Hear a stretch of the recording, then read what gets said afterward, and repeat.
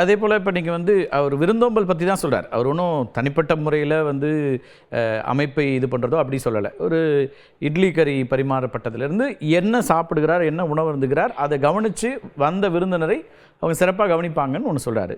எல்லாமே வந்து நீங்கள் மறுக்கிறீங்களா அதில்? இதுலேயும் ஒரு இன்சிடெண்ட் வந்து தடா சந்திரசேகர் அவருக்கு நடந்ததான். சந்திரன் மதுரைக்கார்.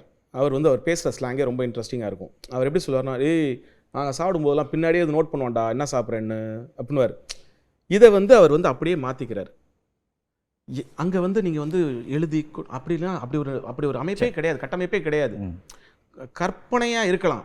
அதான் நான் சொன்னேன், ஒரு மார்வல் டிசிக்கு கதை எழுத வேண்டிய ஒரு ஆள் தான் வந்து இப்போ இன்னைக்கு வந்து ஒரு அட்மின் குரூப்போட வாட்ஸ்அப் உங்களுடைய அனுபவங்களையோ அல்லது தடா சந்திரசேகருக்கு இருந்த அனுபவங்களையோ தன்னுடைய அனுபவமாக அவர் நாங்கள் 2 பேர் மட்டும் சொல்ல மாட்டேன்.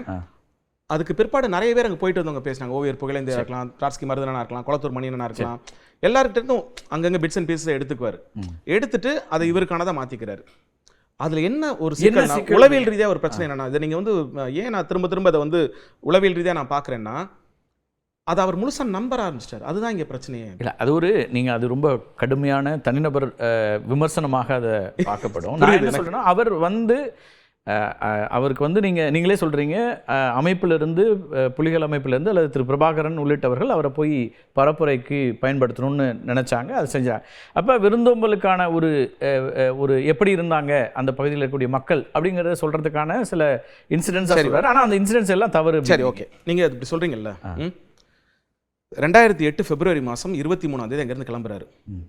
மே மாதம் 17ஆம் தேதி தமிழர் விடுதலை புலிகளோட அஃபிஷியலாக அவங்களுடைய இது முடியுது. அவங்களோட போராட்டம், ஆயுத போராட்டம் இறுதி வடிவத்துக்கு வரது முடியுது.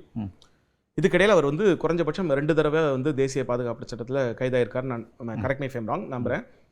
பல மேடைகள் பேசியிருக்காரு. நிறைய இந்த கருத்துக்களை கொண்டு போய் சேர்த்திருக்காரு. இந்த ஈழ போராட்டத்தையும் அந்த கடைசிகளை நிறைய யுத்தத்தையும் கொண்டு போய் சேர்த்திருக்காரு. பிரபாகரன்ற ஒரு இமேஜை வந்து இங்கே வந்து தமிழ்நாட்டில் வந்து இன்னைக்கு கொண்டு வந்து நிறுத்தினால சீமானும் ஒரு ஆள் கடைசியாக ஒரு ஆள்னு நான் சொல்லுவேன். நான் எங்களுக்கெல்லாம் இவர் ஒன்றும் சேர்க்கல.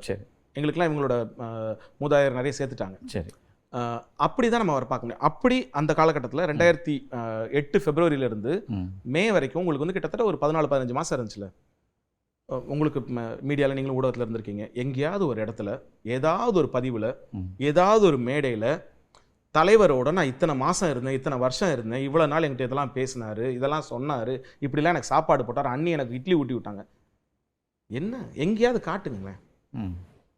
இதே அவர்களுடைய நாம் தமிழர் தம்பிகள் நாளைக்கு வந்து இந்த வீடியோஸில் வந்து கமெண்ட் பண்ணக்கூடியவங்க இந்த காலகட்ட பதிவில் ஏன் சீமான் இதை சொல்லலை